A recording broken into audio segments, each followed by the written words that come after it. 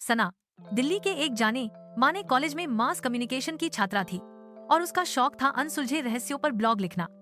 वह अंधविश्वास नहीं मानती थी, लेकिन अजीब घटनाओं की सच्चाई जानने में उसे गहरी रुचि थी। एक रात सना के रूममेट ने उसे एक नया ऐप दिखाया, डार्क ईट्स। ये ऐप रात के 12 बजे के बाद ही चलता है। रूममेट बोली। सना हंसी, किसने बनाया ये भूतिया ऐप? यूं भी अजीब है। लेकिन उस रात उत्सुकता में सना ने भी उस ऐप से खाना ऑर्डर किया। ऑर्डर करते ही एक मैसेज आया, your delivery boy is on the way, don't ask his name, don't see his face. 10 minute बाद दरवाजे की घंटी बजी। सना ने दरवाजा खोला। सामने एक लंबा इंसान हेलमेट पहने खड़ा था। बिना कुछ बोले उसने पैकेट बढ़ाया और मुड़ गया। लेकिन तभी सना को कुछ अजीब महसूस हुआ। उसके पीछे की हवा में बर्फ जैसी ठंडक थी और जब उसने नीचे झांका, डिलीवरी बॉय का पैर जमीन पर नहीं था।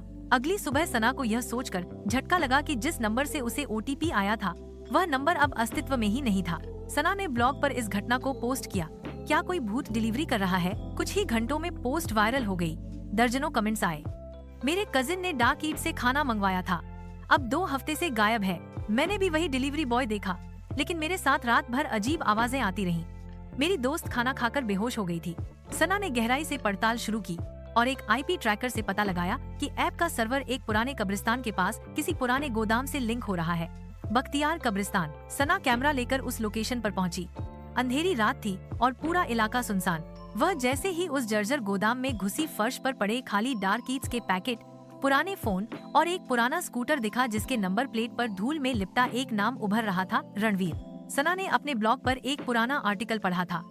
3 साल पहले एक डिलीवरी बॉय रणवीर की रहस्यमयी मौत हो गई थी।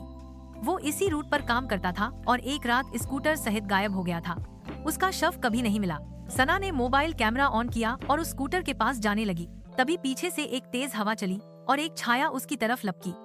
सना ने जैसे तैसे गोदाम से भागकर अपनी जान बचाई।